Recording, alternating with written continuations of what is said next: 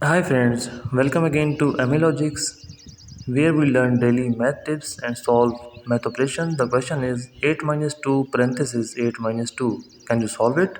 But keep in mind its answer is not 36. So let's move to its solution.